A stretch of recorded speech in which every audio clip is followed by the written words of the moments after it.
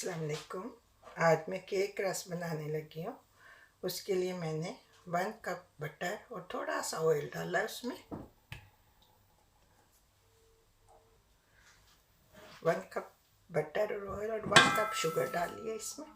इसको मैंने अब अच्छे से बीट करना है यहाँ तक कि ये बिल्कुल क्रीमी हो जाए।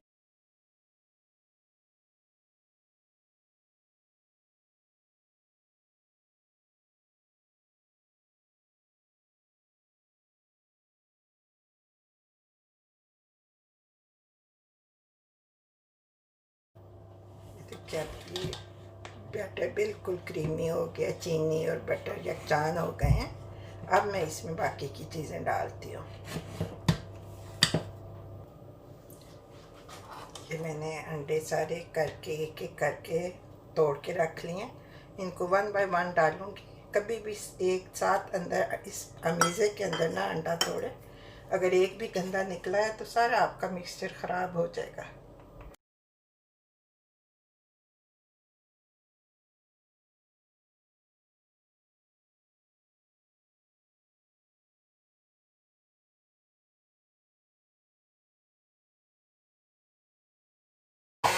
ये देखिए अंडे सारे मैंने डाल दिए एक एक करके। अमेज़ा अब इस शक्ल में है। अब इसमें मैं मैदा और वो वनीला एसेंस वगैरह डालूँगी। मैंने जो रेसिपी देखी थी उसमें उन्होंने इसका हाफ़ बनाया था, half a cup butter, half cup sugar और 1 कप मैदा लिया था। मैं ज़्यादा बनाने लगी हूँ। मैंने सारी चीज़ों को डबल कर लिया। आपके ऊपर है आपने कितना बनाना है। अगर आपने थोड़ा बनाना है तो आप इन सारी चीज़ों को हाफ़ हाफ़ कर लें।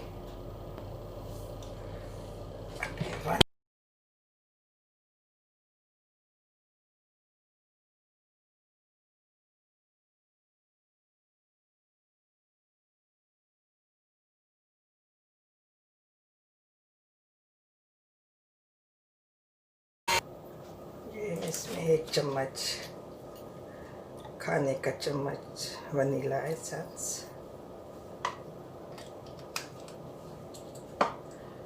ये अपनी तरफ से मैंने डाला है और रेसिपी में नहीं था।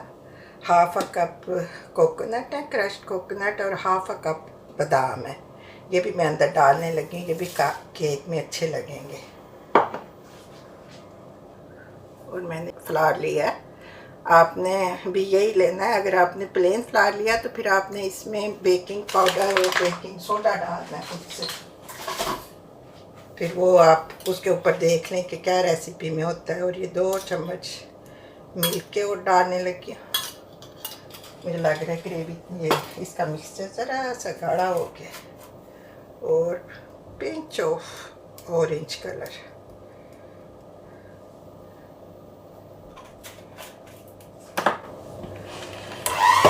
बस इसको आपने मिक्स करना है और ग्रीस करके ट्रे उसमें डाल के फिर मैं इसको प्री हीट ओवन किया हुआ 200 पे किया था। उसको फिर 180 पे कर दिया। फिर मैं अंदर इसको रखने लगी।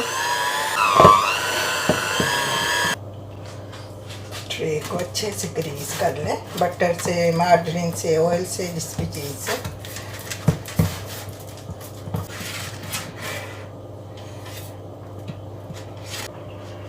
अब ये मैं हमेशा इसमें डालने लगी। इसको आपने बीट करके तो बहुत देर नहीं छोड़ना, क्योंकि इसमें अगर सेल्फ राइजिंग यूज़ किया तब भी, अगर आपने वो डाला है बेकिंग पाउडर और बेकिंग सोडा तब भी ये फिर ज़्यादा खमीर सा हो जाएगा।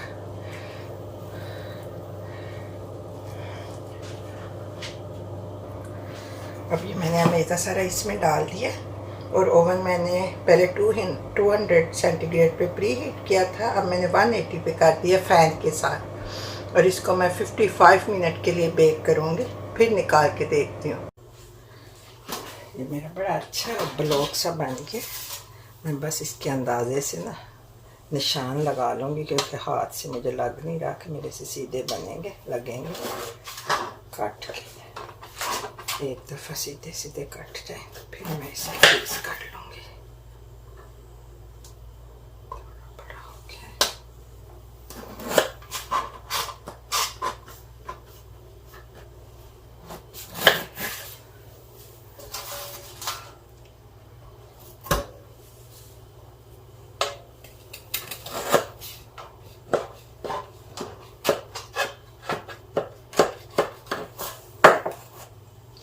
अब मैंने इसको एक एक कट पीस कर लिए।